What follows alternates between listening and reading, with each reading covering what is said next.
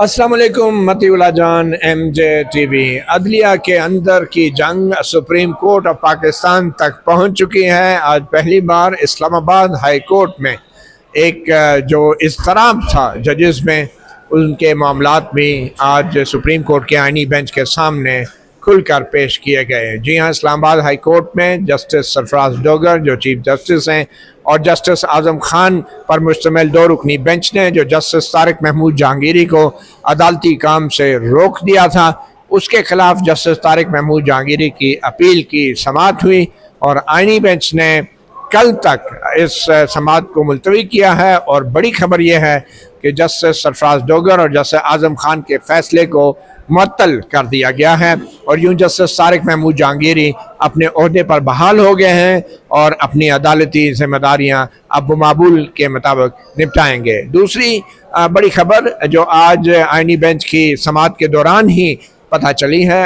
وہ جسٹس جمال خان مندوخیل کے مطابق 18 اکتوبر کو اب سپریم جوڈیشل کونسل کا اجلاس بھی بلا لیا گیا ہے۔ بظاہر اب اس اجلاس میں جسٹس طارق محمود جہانگیری کے خلاف جو ان کی ڈگری کے حوالے سے اعتراضات ہیں یا مس کنڈکٹ کے الزامات ہیں، ان کے اوپر کارروائی کی جائے گی۔ تیسری اہم خبر ہے، سندھ ہائی کورٹ میں جسٹس طارق محمود جہانگیری نے کراچی یونیورسٹی کی طرف سے ان کی ڈگری کی منسوخی کے فیصلے کو چیلنج کیا تھا، اور سندھ ہائی کورٹ سے خبریں یہ مل رہی ہیں کہ بظاہر اب اس درخواست پہ بھی اعتراض ہوا ہے۔ وہ اعتراض کیا ہے اور جسٹس طارق محمود جہانگیری کی اس درخواست میں کون کون سے نئے نکات اٹھائے گئے ہیں، بڑے حساس قسم کے معاملات ہیں جن کو دہرایا گیا ہے، اس کے اوپر بھی بات کریں گے۔ میرے دائیں جانب ہیں ثاقب بشیر اور میری بائیں جانب ہیں حسنات ملک۔ تو سب سے پہلے تو حسنات ملک صاحب، آپ یہ بتائیں گے کہ آج کا یہ جو فیصلہ ہے، اس کی توقع تو کی جا رہی تھی، مگر بظاہر جسٹس امین الدین خان نے بڑی مشکل سے یہ سسپینڈ کیا ہے اسلام آباد ہائی کورٹ کا آرڈر۔ تو آپ کو کیا لگتا ہے کہ یہ کیوں لت و لال سے کام کیا جا رہا تھا، اور یہ ہچکچاہٹ کیوں تھی؟ اور جس ایڈوکیٹ منیر ملک نے پھر کہا کہ یہ بہت خطرناک اور بڑا غلط پیغام جائے گا پوری عدلیہ کو۔ دیکھیں متی اللہ جان صاحب، جب یہ بینچ بنا تو اس وقت ہی یہ تھا کہ انسرٹینٹی ہے، کیس بڑا سٹرانگ ہے، لیکن اس بینچ کو مد نظر رکھ کے یہ کہا جا سکتا ہے کہ آرڈر کچھ بھی ہو سکتا ہے، اور آج یہی ہونے جا رہا تھا۔ جسٹس امین الدین خان بظاہر جن کا تعلق بھی ملتان سے ہے، اور سرفراز ڈوگر صاحب کا بھی تعلق ملتان سے ہے، دونوں شہر اور لاہور ہائی کورٹ میں جو ایک جوڈیشل پالیٹکس میں گروپ ہوتا تھا، ایک ہی گروپ، پھر اور بھی بہت سی کڑیاں ہیں۔ وارڈ بھی دیا تھا امین الدین خان صاحب نے، ان کے وارڈ کی وجہ سے جسٹس سرفراز ڈوگر جو ہے وید جوڈیشل ممبر جنہوں نے وارڈ دیا سرفراز ڈوگر صاحب، وہ ون اینڈ اونلی امین الدین خان ہے۔ یا افریدی نے بھی وارڈ نہیں دیا، انہوں نے تو ترلے میاں گل کے لیے کیے تھے، جو شاید شوکت صدیقی صاحب نے ان کو اچھا خاصا پھر سنایا بھی کہ بھئی آپ کیا بات کر رہے ہیں۔ تو خیر، جو امین الدین خان صاحب تھے وہ سرفراز ڈوگر صاحب کے آرڈر کا دفاع نہیں کر پائے، لیکن وہ آپٹکس نہیں دینا چاہ رہے تھے، اور وہ چاہ رہے تھے کہ آج سسپینشن نہ ہو۔ لیکن جو درخواست گزار ہیں میاں داؤد، بظاہر یہ لگ رہا ہے کہ ان سے ایک اسٹریٹجیکلی مسٹیک ہوئی۔ انہوں نے کہا کہ جو ملک اسد علی کیس ہے، جس میں ہے کہ کو وارنٹو سپریم کورٹ تو کسی جج کے خلاف یعنی اس معاملے کو ٹیک اپ کر سکتی ہے، کو وارنٹو مین کسی جج کی اہلیت کا معاملہ جو ہے وہ سپریم کورٹ تو دیکھ سکتی ہے، ہائی کورٹ نہیں دیکھ سکتی۔ یہ جو فیصلہ ہے یہ میری پٹیشن کے ساتھ اٹیچ تھا، تو اس پہ ججز نے کہا کہ یہ آرڈر آپ کا اٹیچ تھا، تو سرفراز ڈوگر صاحب نے وہ آرڈر پڑھا نہیں، تو اس پہ جسٹس جمال مندوخیل نے کہا کہ سپریم کورٹ کا آرڈر ہے، بائنڈنگ ہے، جج صاحب کو نے پڑھا نہیں۔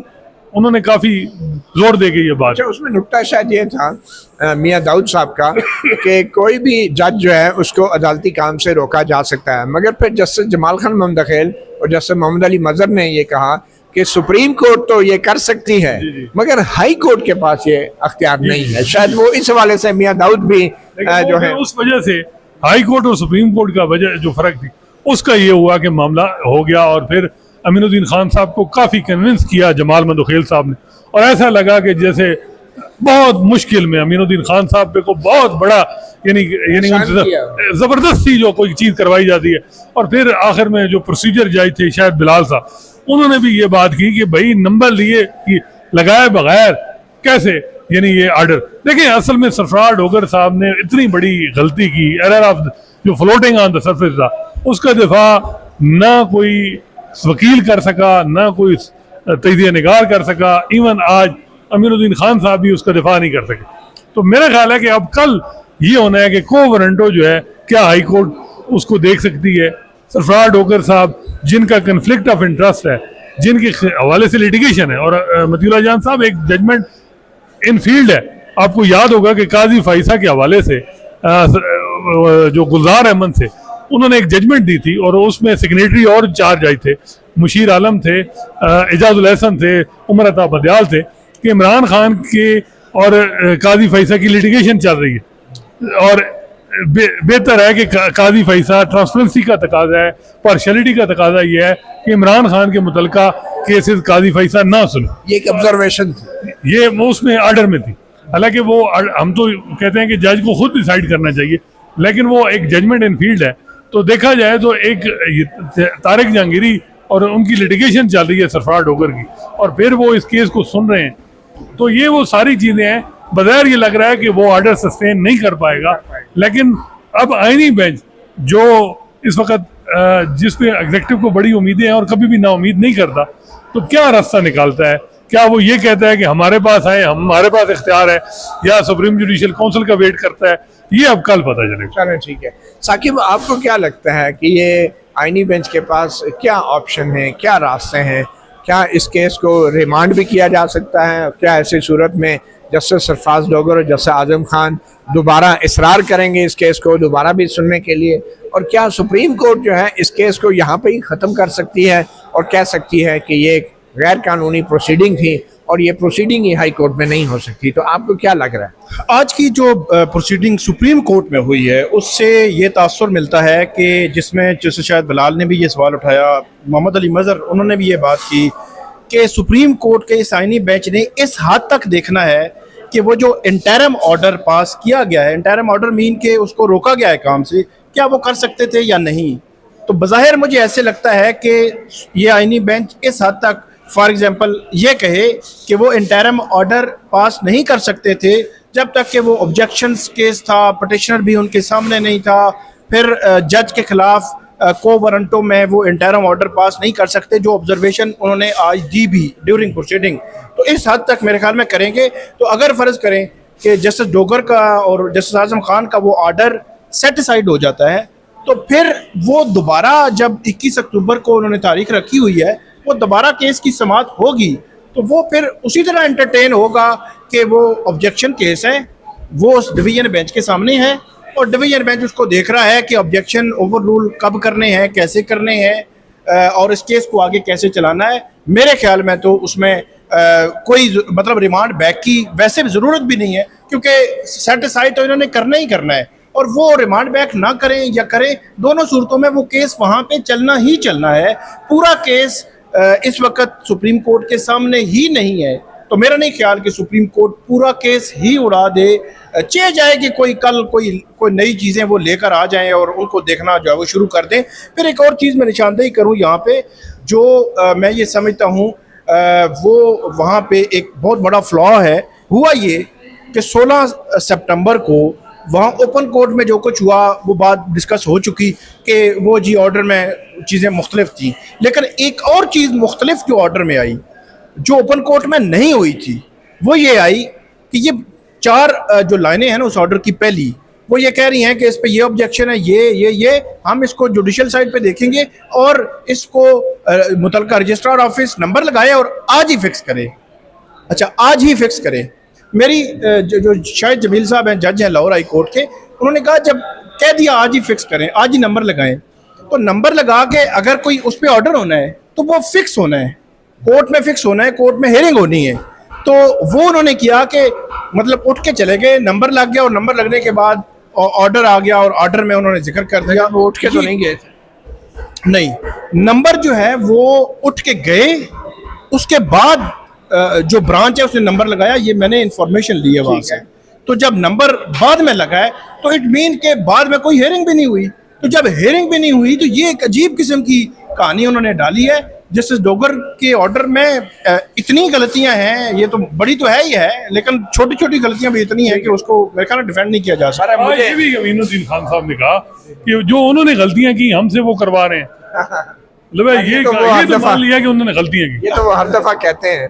बहरहाल इसमें अहम नुकता ये है कि चीफ जस्टिस सरफराज डोगर के ऑर्डर में कहा गया था कि क्योंकि ये मैटर पेंडिंग है जुडिशल काउंसिल के अंदर, तो इसलिए जुडिशल काउंसिल के फैसले तक जो है अदालती काम से रोका जाता है। इसका मतलब है वो अदालती काम से रोकने की हद तक तो सुप्रीम कोर्ट ने आज सस्पेंड कर दिया मामला, जस्टिस जहांगीरी काम जारी रखेंगे। मगर हम देख रहे हैं कि अब जुडिशल काउंसिल का इजलास भी 18 तारीख को तलब कर लिया गया, 18 अक्टूबर को। अब लगता ये है कि जब 21 तारीख इस्लामाबाद हाई कोर्ट में दोबारा ये समाअत होगी तो असूली तौर पे होना तो ये चाहिए कि चीफ जस्टिस सरफराज डोगर और जस्टिस आजम खान को ये मामला डिस्पोज ऑफ कर देना चाहिए, क्योंकि जुडिशल काउंसिल ने इसका नोटिस ले लिया है। मगर इसके बावजूद भी अगर वो डिस्पोज ऑफ नहीं करते तो इसका मतलब ये है कि ये एक पैरेलल प्रोसीडिंग चलाने की कोशिश की जाएगी और जुडिशल काउंसिल पे असरअंदाज होने की कोशिश की जाएगी। और इसका मैं समझता हूँ जुडिशल काउंसिल को भी बतौर एक आईनी अदारा नोटिस लेना चाहिए। मगर सुप्रीम कोर्ट को भी कल अपना अगर इस मामले को निपटाती है तो उनको ये ऑब्जर्वेशन देना चाहिए सुप्रीम कोर्ट को कि क्योंकि जुडिशल काउंसिल ने नोटिस ले लिया है तो जुडिशल काउंसिल के नोटिस के बाद अब इस्लामाबाद हाई कोर्ट में भी किसी किस्म की कार्रवाई नहीं होगी। को वारंटो जब आज जज कह रहे हैं कि इस्लामाबाद किसी हाई कोर्ट के पास इख्तियार नहीं है तो फिर कैसे की तारीख करेगी? मेरा ख्याल है कि दो चीजें थी ना। डोगर साहब का मकसद ये था कि सुप्रीम जुडिशल काउंसिल को सेंसिटाइज किया जाए, वो एक्टिवेट हो। दूसरा, सिंध हाई कोर्ट में उस दिन गलती ये हुई कि स्क्रिप्ट के मुताबिक उनको 11 तारीख वो ऑर्डर विकेट होना था, जो नहीं हुआ। फिर नाइक साहब को घर से कहा गया कि जी आप 15 तारीख एक दरख्वास्त दें कि मैं पाकिस्तान बार काउंसिल का नुमाइंदा नहीं हूँ, के आगा साहब आप सुन लेंगे। अब के आगा साहब क्या कोई ज़रूरी था कि उस केस को सुने? और उनके ऑर्डर को देख के रिटर्न अब समझ आ गई है कि के आगा से क्यों कहा जा रहा था कि आप बेंच नंबर 1 सुनेंगे। फारूक नाइक की क्या रिश्तेदारी है के आगा से? वो जो दूसरे उनके डिवीजन बेंच हैं अदनान मेमन, वो उनके जूनियर थे। तो उन्होंने कहा, ये जब केस शुरू में लगा तो नाइक साहब ने कहा जी ये जूनियर हैं, अदनान मेमन ने कहा जी वो सीनियर हैं नाइक साहब, तो ये केस किसी और के बेंच में ट्रांसफर कर दो। तो नाइक साहब से अब दरख्वास्त दिलाई गई, 30 का केस 25 को लगा, वो स्टे विकेट हो गया। अब मसला ये है कि डिग्री वाला मामला सिंध हाई कोर्ट में चल रहा है। यहाँ जो है मामला दो इश्यूज हैं। कल आर्डर दो किस्म के हो सकते। एक ये है कि जी हाई कोर्ट के पास इख्तियार नहीं है, को वारंटों का सुप्रीम कोर्ट के पास इख्तियार है। एक किस्म का दरख्वास्त गुजार को बता दिया जाए कि आप इधर हैं हमारे पास, हम जो बैठे हैं आप किधर जा रहे हैं। दूसरा ये है कि सुप्रीम जुडिशल काउंसिल को ये नहीं 18 को वो केस बज़ाहिर ये लग रहा है कि जहांगीरी साहब के मामले में अगर सुप्रीम जुडिशल काउंसिल थोड़ा प्रोलॉन्ग करेगी तो यहाँ जो आईनी बेंच बैठा है जो कह रहा है कि हम को वारंट, तो ये पैरेलल एक तलवार उन पर लटकाई जाएगी कि जी हम भी बिल्कुल फिर तैयार बैठे हैं। तो असल मामला ये है, याही अफरीदी साहब उन्होंने लंबी डेट दी है, मेरा ख्याल है कि 18 तारीख। ये थोड़ा सा देखें कि उन्होंने थोड़ा लंबा क्यों दिया केस को। इसकी वजह भी एडवोकेट मुनीर मलिक के साथ मैंने डिस्कस की और उसकी तरफ भी आते हैं, लेकिन पहले मैं सुप्रीम कोर्ट की कल की मुमकिन कार्रवाई के ऊपर रहूँगा। उसमें एक और बहुत दिलचस्प बात हुई है। आज सुप्रीम कोर्ट ने अपने ऑर्डर में अटॉर्नी जनरल ऑफ पाकिस्तान को और ऑर्डर 27 के तहत नोटिस दिया है, जिसमें अटॉर्नी जनरल एक गैर जानबदार जो है एक मुआवन के तौर पे सुप्रीम कोर्ट की मुआवनत करेंगे। अब देखना ये है कि अटॉर्नी जनरल ऑफिस जो है इस मामले में क्या पोजीशन लेता है, कि क्या वो हुकूमत की लाइन टो करेगा जो हुक्मरान जमात की लाइन है, या मियाँ दाऊद की लाइन है, या वो फिर एक इंडिपेंडेंट अपनी राय देंगे। अटॉर्नी जनरल ऑफिस की तरफ से additional attorney general Aamir Rahman जो हैं वो पेश होंगे और आज भी उन्होंने अपना नोटिस जो है वो बल्कि खड़े होके उन्होंने कहा मुझे इंस्ट्रक्शन नहीं है नोटिस लेने की या ना लेने की, जिस पे जस्टिस जमाल खान मंदोखैल ने कहा कि ये नोटिस वेव करने के लिए इंस्ट्रक्शंस की ज़रूरत नहीं होती। तो बहरहाल अब उन्हें ऑर्डर 27 के तहत जब नोटिस हो गया है तो यकीनन ये बड़ी दिलचस्प बात होगी कि क्या एडिशनल अटॉर्नी जनरल जो हैं आमिर रहमान या फिर attorney general barrister Mansoor Usman Awan क्या हाई कोर्ट के जस्टिस तारिक महमूद जहांगीरी की जो मुअत्तली है या अदालती काम से रोकने की जो हुक्म है उसकी हिमायत करेंगे या उसकी मुखालफत करेंगे। तो ये बड़ी दिलचस्प कल सिचुएशन क्रिएट हो सकती है अटॉर्नी जनरल ऑफिस की। देखें, लेकिन अब वो ऑर्डर 27 के तहत आमिर रहमान की हद तक आएंगे, हो सकता है अटॉर्नी जनरल पेश हो जाए। माशाल्लाह इस वक्त جو مائنڈ سیٹ ججز کا بیٹھا ہے برجمان اعلیٰ عدلیہ میں, تو اتنا اٹارنی جنرل کو تردد کرنے کی ضرورت نہیں ہے کہ وہاں وہ آج ہی فیصلہ بظاہر یہ لگ رہا ہے کہ وہ اس طرف جا رہا ہے. معاملہ تھا سپریم. اب یہ ایک چیز ہے کہ جو مجھے لگ رہا ہے کہ 18 کو سپریم جوڈیشل کونسل کی میٹنگ, سپریم کورٹ بار کے الیکشن ہو رہے ہیں نومبر میں, اور یہ ایشو بھی ساتھ جو ہے وہ بار میں ڈسکس. آج آپ نے دیکھا کہ اسلام آباد بار کے دونوں دھڑے جو ہے وہ جسٹس طارق جہانگیری کے ساتھ سالیڈیرٹی کے لیے, یعنی دونوں جو سرکردہ رہنما تھے وہ آئے ہوئے تھے. واجد گیلانی بھی آئے. یہ بھی دیکھیں نا, اب امین الدین خان صاحب کے لیے یہ بھی بے بسی تھی کہ بھائی واجد گیلانی صاحب بھی آ گئے. تو مسئلہ یہ ہے کہ یہ جو اس قسم کی صورتحال ہے, بظاہر یہ لگ رہا ہے کہ باہر کے الیکشن پہلے ہی انڈیپینڈنٹ گروپ کہہ رہا ہے کہ 27ویں ترمیم اور جہانگیری صاحب کا معاملہ باہر کے الیکشن کے بعد اٹھائیں. اچھا, تو یہ مجھے لگ رہا ہے کہ معاملہ میں بھی نومبر کے بعد, لیکن جو فیصلہ ساز ہیں وہ جنہوں نے فیصلہ کرنا ہے وہ کیا کہتے ہیں, اصل تو وہ بات ہے. چلیں اب جوڈیشل کونسل کا جو اجلاس ہے اس کے اندر کیا ہوگا, اس حوالے سے میں نے آج ایڈوکیٹ منیر ملک سے بھی سوال کیا تھا, اور ان سے میں نے خاص طور پہ پوچھا کہ یہ اتنی تاخیر سے جو تاریخ رکھی گئی ہے 18 اکتوبر کی, اس سے پہلے کیا ہوگا. تو ان کی باتوں سے ایک چیز واضح ہو گئی کہ سپریم جوڈیشل کونسل میں جب کوئی شکایت آتی ہے تو جو سپریم جوڈیشل کونسل ہے یا اس کے جو سربراہ ہیں وہ سینئر ترین جج کو, روایت یہ ہے کہ کسی ایک رکن کو سپریم کورٹ کے ججوں میں سے کسی ایک کو وہ ٹاسک دیتے ہیں کہ بھئی یہ جو شکایت ہے آپ اس کے اوپر ایک ابتدائی رپورٹ پیش کریں. ابتدائی انکوائری رپورٹ مارک ہو جاتی ہیں, تو توقع کی جا رہی ہے کہ 18 اکتوبر تک یہ انکوائری رپورٹ مارک کر دیں گے یا تو چیف جسٹس یا آفریدی. اور ٹریڈیشن یہ ہے, روایت یہ ہے کہ وہ سینئر ترین جج کے پاس مارک ہوتی ہے. اس کا مطلب یہ ہوا کہ وہ جو رپورٹ انکوائری کے لیے مارک ہوگی جسٹس طارق جہانگیری کی ڈگری کے حوالے سے, وہ یا تو جسٹس منصور علی شاہ کو مارک ہوگی یا جسٹس منیب اختر کو مارک ہوگی. اور اگر ان دونوں کو نہیں ہوگی, اگر ہو چکی ہے جو خبریں یہی ہیں کہ انہوں نے کہا کہ یہ میٹینیبل نہیں ہے کمپلین. بہرحال جو بھی ہے, یہ تو آپ کے ذرائع بتا رہے ہیں نا, ابھی 18 کو تو اجلاس ابھی ہونا ہے. نہیں اجلاس ہونا ہے. کیوں جی ثاقب صاحب, سیکنڈ رپورٹ کس کو مارک ہوئی؟ وہ مارک ایک جج صاحب کو ہوئی. کس کو ہوئی یہ نہیں پتا. نہیں یہ نہیں پتا آپ کون سے سینئر تھے, منیب صاحب تھے یا منصور علی شاہ تھے. بظاہر منیب صاحب. ان دونوں میں سے ہوگی, وہ خود بھی کر سکتے ہیں چیف جسٹس خود بھی. اس میں جو رپورٹ ہوا, خبر دی وسیم ملک صاحب نے, اس کی کوئی تردید نہیں آئی کہ بھئی مارک ہوئی. انہوں نے کہا یہ مینٹینیبل نہیں ہے کمپلینٹ. اس کے بعد جائی صاحب نے, جو یائی افریدی صاحب نے اس کو پینڈنگ رکھا, اچھا ڈسپوز آف نہیں کیا, ریجیکٹ نہیں کی. تو یائی افریدی صاحب کا بھی ہے کہ اگر ایک جج کو آپ نے معاملہ بھیجا اور اس نے کہہ دیا کہ یہ مینٹینیبل نہیں ہے تو آپ کیسے بھیجیں گے؟ بارہ یہ بڑی دلچسپ صورتحال ہے. جو بیلنس آف پاور ہے وہ اس وقت چیف جسٹس یائی افریدی کے ہاتھ میں ہے, اور جو ہائی کورٹ کے 2 چیف جسٹسز ممبر ہوتے ہیں جوڈیشل کونسل کے, اب ان کے اور چیف جسٹس یائی افریدی اگر وہ تینوں مل جاتے ہیں تو پھر اس رپورٹ کے باوجود بھی جوڈیشل کونسل کارروائی کر سکتی ہے. وہ انیشل انکوائری رپورٹ کو ریجیکٹ بھی کر سکتی ہے, بھی کروا سکتے ہیں. وہ کہہ رہے ہیں آج بھی آئینی بینچ کے 2 جج جو ہیں نا, وہ کہہ رہے تھے کو وارنٹو ہمارے پاس ہے. یعنی اگر سپریم کونسل میں بچ بھی جائے تو یہاں کو وارنٹو. ایک چیز جو مجھے ویسے سمجھ آئی ہے, میں بھی آپ کی مختلف رائے ہو, مجھے یہ سمجھ آیا ہے کہ جب یہ انٹرم آرڈر کی بات ہو رہی تھی تو وہ جیسے محمد علی مظہر صاحب نے کہا کہ وہ کو وارنٹو کر سکتے, اس کو دیکھ سکتے ہیں, لیکن انٹرم آرڈر پاس نہیں کر سکتے. اور 184(3) میں ضرورت پڑنے پر ہمارے پاس اختیار ہے کسی کو کام سے روکنے کا. مجھے یہ سمجھ آئی ہے کہ وہ کو وارنٹو جو ہے وہ ہائی کورٹ کی ہی بات کر رہے تھے کہ انہوں نے ڈیسائیڈ کرنا ہے, نہ کہ انٹرم آرڈر پاس کرنا ہے. بہرحال یہ لیکن ایک بات ہے کہ اسلام آباد ہائی کورٹ اب 21 تاریخ کو اگر پروسیڈ کرتی ہے یا کل سپریم کورٹ یہ معاملہ واپس بھیجتی ہے یا وہ صرف جج کو کام کرنے سے روکنے کی حد تک میٹر ڈسپوز آف کرتی ہے, تو ہائی کورٹ کی پروسیڈنگ تو جاری ہے. تو اسلام آباد ہائی کورٹ جو ہے وہ انٹرم آرڈر کے سے ہٹ کے فائنل آرڈر جو کر سکتی ہے, اس میں ایک بڑا آپشن اسلام آباد ہائی کورٹ کے پاس یہ ہے کہ وہ یہ ڈیسائیڈ کرے کہ کیونکہ یہ معاملہ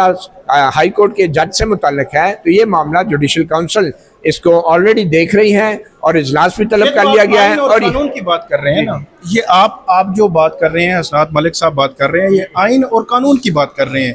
اور جہاں پہ یہ کیس لگا ہوا ہے, اگر وہاں پہ آئین اور قانون کی کوئی بات ہوتی تو میرے خیال میں یہ آرڈر ہی نہ آتا.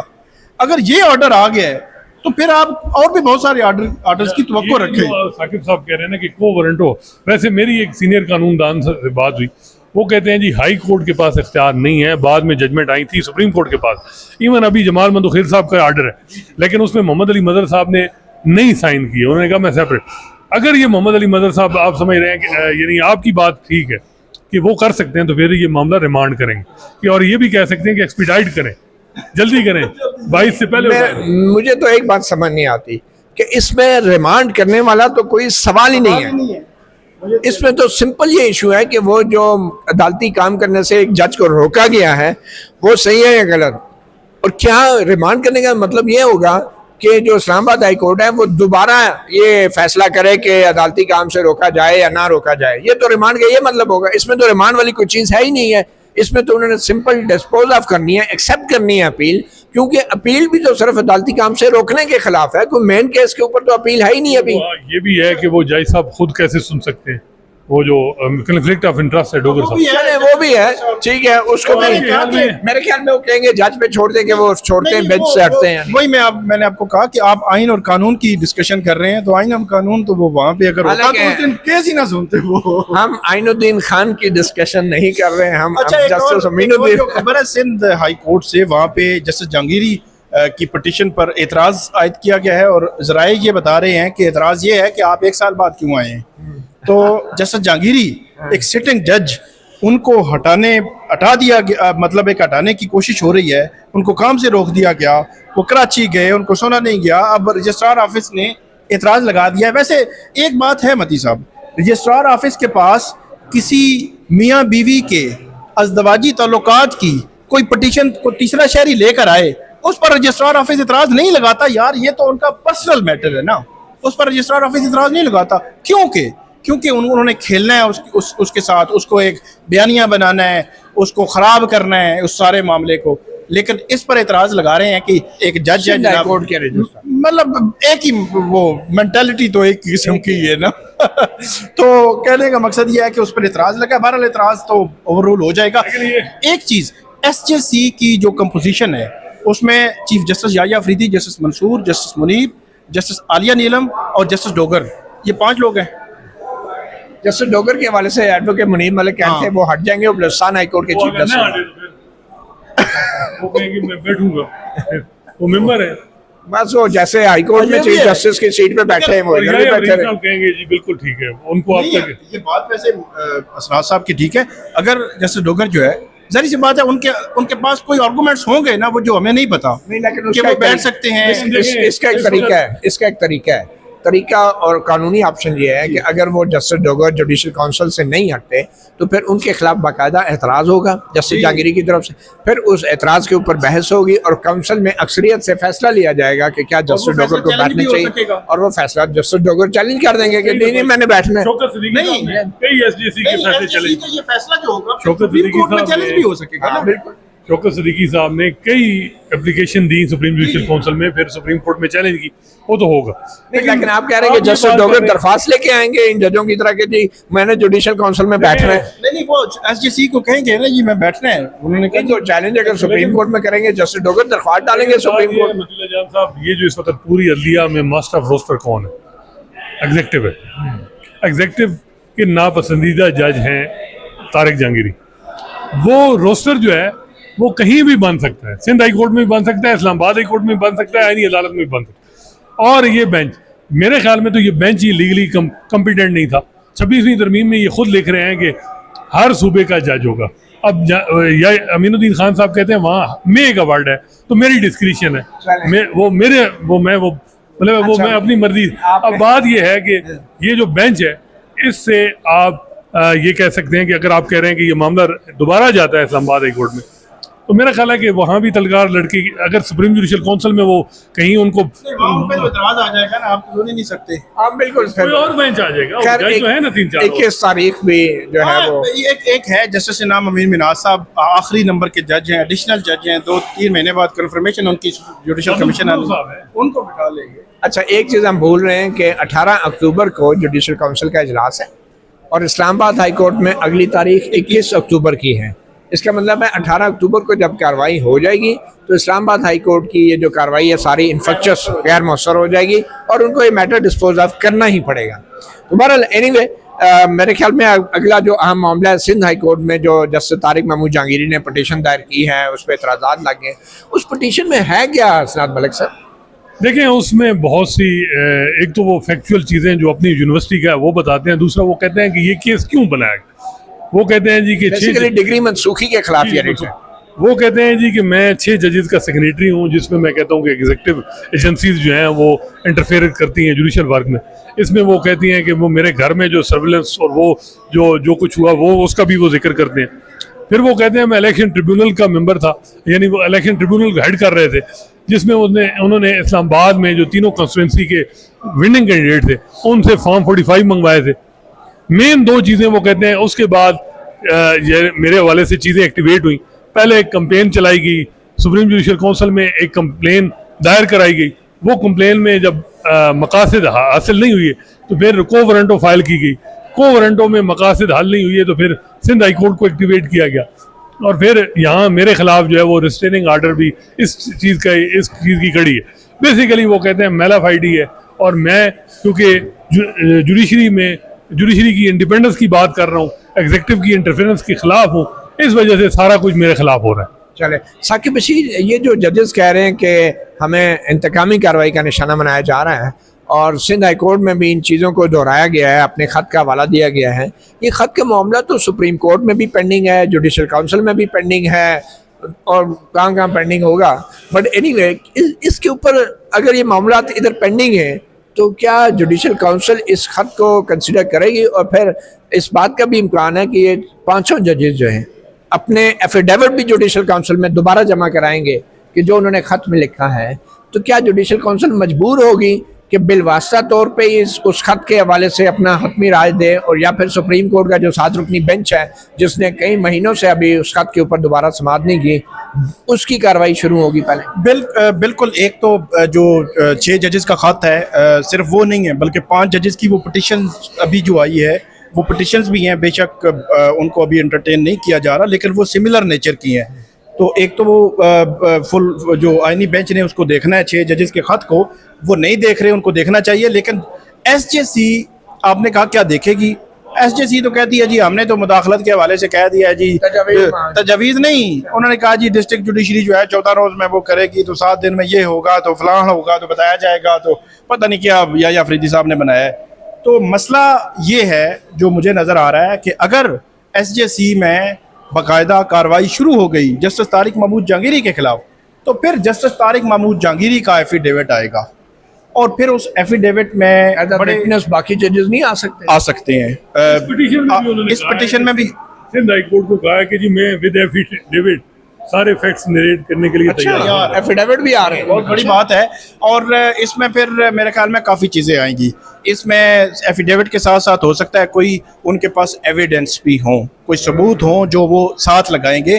تو اس لیے یہ معاملہ اتنا سادہ نہیں ہے جتنا جو بنایا جائے. میرے خیال میں اس کچھ باوجود بھی آپ کے خیال میں ایگزیکٹو کو ایڈوانٹیج نہیں ہے سارے ثبوتوں کے علاوہ کے باوجود؟ میرے خیال میں اس میں عزت والا جو طریقہ ہے نا عدلیہ کے پاس, وہ یہ ہے کہ بجائے اس کے کہ عدلیہ کے اعلیٰ آئینی عدالتوں کے ججز عدالتوں کے دھکے کھائیں, عدلیہ جو ہے وہ سپریم جوڈیشل کاؤنسل کے اندر اس معاملے کو بند کمرے کے اندر اس کا حل کرے.